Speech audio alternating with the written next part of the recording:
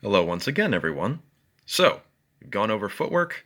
Now it's time to go over handwork, specifically the angles of cut.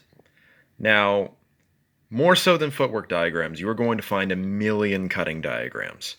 And there are many, many better than the two I have drawn here today, but I wanted to just go over them in detail, and for that I thought it was best if I drew one up myself.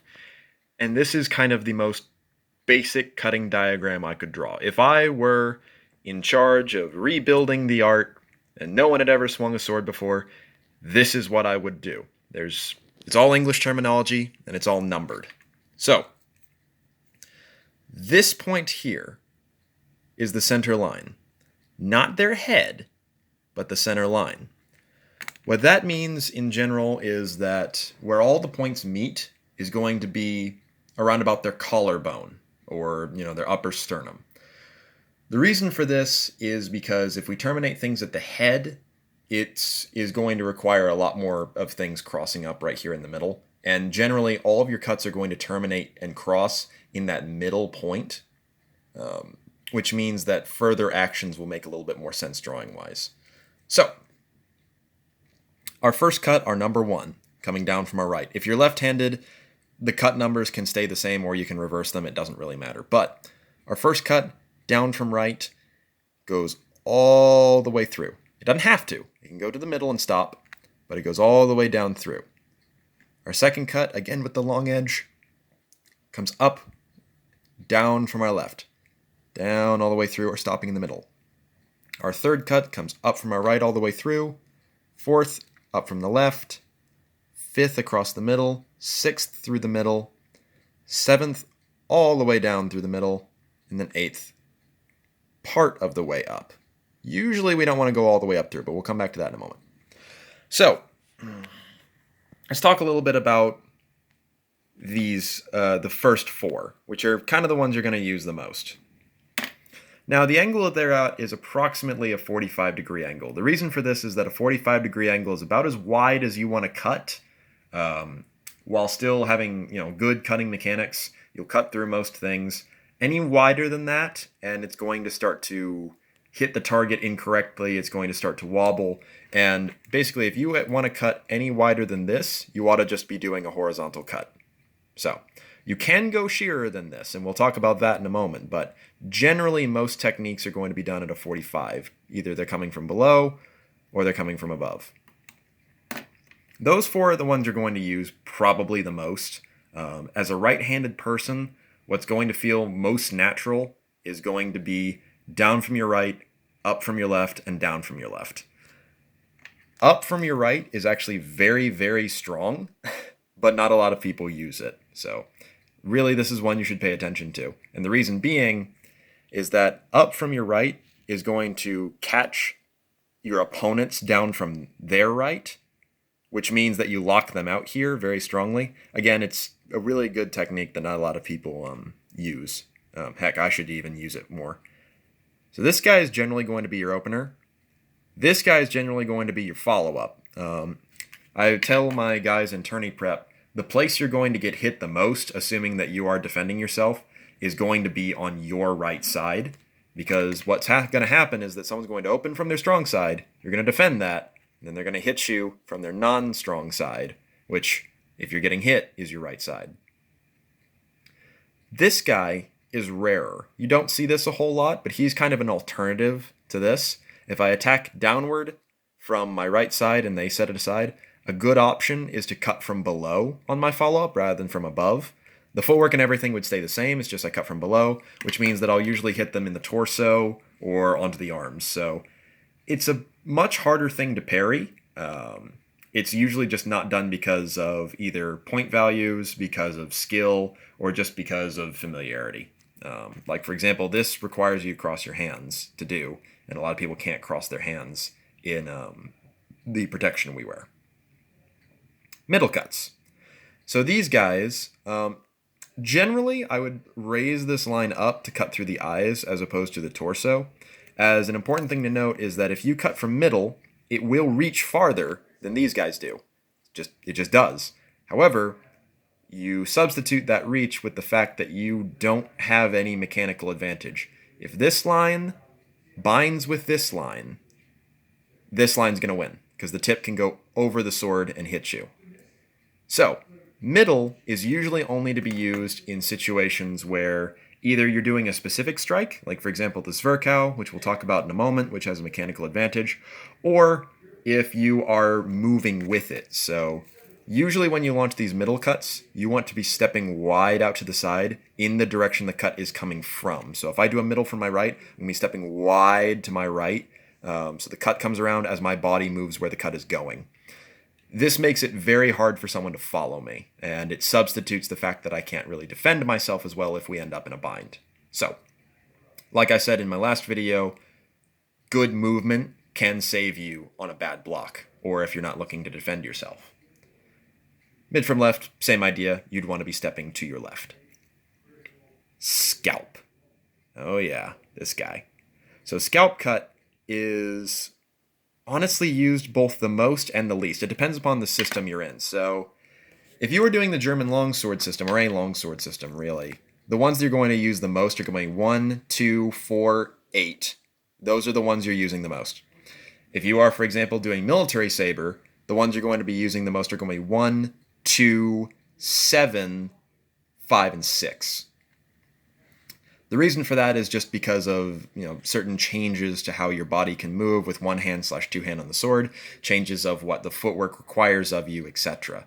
So as a note, 5 and 6 really do come into their own a lot more in military saber versus longsword or anything like that. They also come into their own in just really any one-handed system because you can cut mid, and it's easier for you to defend yourself against what they're going to throw at you.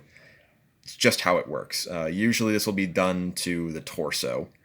So that's where this line actually really comes into its own. But 7 comes up a lot more in military saber because it's that just straight down cut to the top of their head.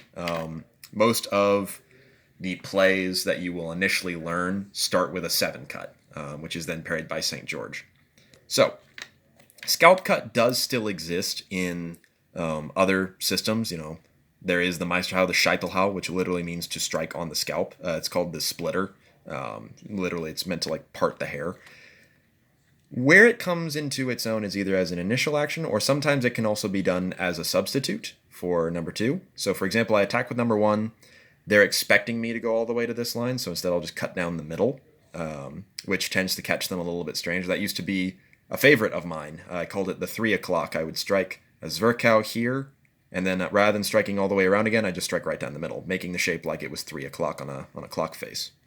But anyway, scalp is generally going to be just cut down to the middle. It's not going to go all the way through, contrary to what I said earlier because I messed up. But you don't really want to be swinging all the way straight down, because if you're using the scalp, you're usually going to be hitting them, hopefully. And if you're going all the way through, 1, you're probably putting too much force into it in regards to modern training. And 3, it's not really meant to go to a guard and then come back. But we'll be talking about that another time. 8, hands. Now, on a lot of later cutting patterns, this guy disappears, right? Sometimes it's just meant to be a continuation of 7 and not treated as its own individual thing. On cuts, for example, like Fiore, they don't have a 7, but they do have this 8, right? So it sort of switches around. They do have a 7, but this is the one that's emphasized a lot more. The reason I called it hands is because usually that's what you're going to use that line for. You can watch tournament footage of any competition out there, and you will see someone use a short edge cut to the hands. Long edge cut along this line doesn't really come up a whole lot. This is mostly a short edge sort of line. It can be used as a thrust. It can be used, as a cut in general, but usually it's going to be a tap to the bottom of the hands because they left their hands out there. And again, this one only really goes to the middle line. You're going to be cutting all the way through. So that's the basic overview of all of these cuts. Now what's going to happen is we're going to look at a more complicated cutting pattern. Oh dear, what is this? So this is illustrating how, while in general, those are all the cuts you're going to need and use, but it can get a little bit more finicky than that. And this is just the German system. It's not even all of the German system. There are other cuts. But let's talk a little bit about how some lines are going to be reused, others are going to be entirely new, and just some other little things about that. So I have switched to the German terminology, but I will translate. So, Obers, Unters, those are still the same as they were before. You cut all the way through, and you're pretty good. These ones flow into each other quite well, which is where you get things like the rows from Meyer, where all the cuts flow together. Mittels, nothing really changes here, except we're going to have new mittels. So let's go over those. So, the new mittels are the Zwerch and the Geisling. So, Zwerchau, you notice that I've raised the line up, right? It's because Zwerch is delivered to the temples, the sides of the head, right? So the head would be right about here. This is his center line, which is his collarbone, right? So, Zwerchau is delivered horizontally, but it's delivered high, which when we do it, it's better than the Mittel in pretty much every way, because rather than being undefended and being vulnerable to someone's superior angle via their Oberhaus or what have you, because the Zwerch is raised, the strong of my sword is going to be raised as well, which means that if they strike at me with an Ober, their weak will clash onto my strong, right at the shield of my sword, which is how the Zwerchau counters an Oberhaus. So I can get away cutting horizontally like this, because my guard is also raising at the same time. That's why the Zwerchau is a master strike, as opposed to the Mittel, which is a common strike. The Zwerchau, however, is not as far-reaching as the Mittel. It's a much shorter strike. It's one of the shortest, actually. So I lose out on range but gain protection. And that's a general theme with all of these, really. Now, moving down, obviously the Scheitel hasn't changed any. It's just gone to its German form. We have the Schiel, the Schielhau. Now, Schielhau can be done on these lines, or it can also be done just straight down the middle. It depends upon what you're doing. But you notice this is making a very sheer X within. The idea being it is a false edge technique if you're doing it from your dominant side, so it's cutting through the face here. We're taught when we do the Schielhau to aim for the opponent's shoulder, because we're going straight through the middle line and dealing with their sword at the same time, so I need that mechanical advantage. So this kind of lowers down here is where you're generally aiming for if you're going to hit the face. So that's changed a little bit. Next to it, we have this little outcropping. This is the Zornhau, the Wrath Strike. Now, Zornhau is basically just Oberhau 2.0, and better Oberhau in like literally every way. You'll notice that the cut is shorter, well, the line is shorter, and that it's at a sheerer angle. Meyer depicts his cutting pattern, which is pretty much just this, but rather that he has Schielhau, Zornhau, and I think he actually shows Zwerchau right here and then Unter right here. That's a little more generalized. This one I decided to get a little bit more finicky because this is my personal interpretation of it. I like to throw my Zorn at a harsher angle. It still works at a 45, don't get me wrong, but I like to throw it at a harsher angle for that shearing effect, and I find it works better for me. So it's shearer. It's about 30 degree. I also made it shorter because the Oberhau can kind of cut all the way through. The Zorn cuts to a point and stops. So it's a little bit shorter for that reason. Now, along the lines of the Obers are the Krumpfhau, crooked cut. Now, this is where things get a little bit complicated because this one is your right Krumpfhau. This one is your left Krumpfhau. The reason that works is because, I'll use my pencil here, you're doing that. So the long edge, which is the tip of my pencil, is striking along that line. So my hands are out to this side, and it's cutting down. So that's why it's reusing the Ober's line. My left Krumpf would, of course, be that way. So it's reusing my right Ober's line. So those are the Krumpfs. Next, we have an extra Zwerch. Where'd that come from? So the extra Zwerch is an Unterzwerch. The Zwerchhaus can be done at all of these compass points pretty much. I can do a Zwerch straight down. I can do a Zwerch here, here, middles. I can go from below as well. It's the below the one that matters. This Zwerchhau is a really, really good one. We call it the Unterzwerch. What's useful about the Unterzwerch is that one of the plays I feint high and then cut from below underneath. The Zwerch can also be done... The Zwerch can also be done on this line quite well as an alternative. So basically, rather than striking high again, I can strike from below. And we do see that out of Zornhau binds, which is pretty cool. But this one is the one that's a little easier for people to do because your hands are uncrossing. And so it reaches much further. This one, your hands cross. And in modern protective gear, that cut is going to be pretty short. And it's going to be harder to do with the heavies on. Even out of gear, that cut is still pretty short. So this is the Zwerchhau that more people use, I find. Now, his opposite number is the Wechsel, the Wechselhau. So Wechsel, which is not spelled the way you would expect, is the changing strike. So that means that what I'm going to do is I'm going to have my sword down here in the position of Vexel or Nebenhut. I'm going to cut up along this line with my short edge, knocking their sword aside, come over here, and then descend with an Oberhau or descend with an Ober on the same line. So that can also be used to take hands, but usually it's going to be used to knock a blade out of the way. Usually on an incoming cut, can also be used against point forward guards. The Geisling, that's the whipping. So Geisling is a weird cut. It's often found with scorn or fondness, depending upon who you talk to. It was very common in competition for a long time.